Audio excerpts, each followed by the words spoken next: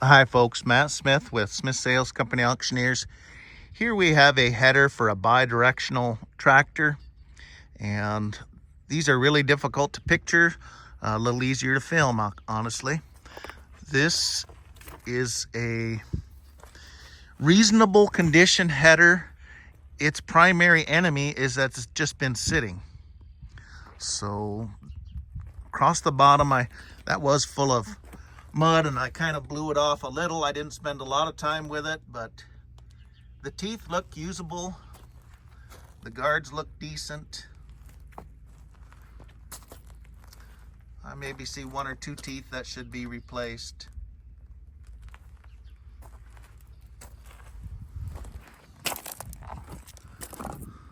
The belts look decent.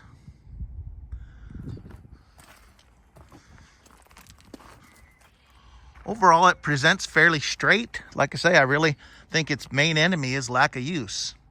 So if you have a bi-directional and you need to cut a little hay or anything you want to cut with it, go right ahead, and this will be sold the 11th of May, and it's located here in Miles City, Montana. And thank you for looking.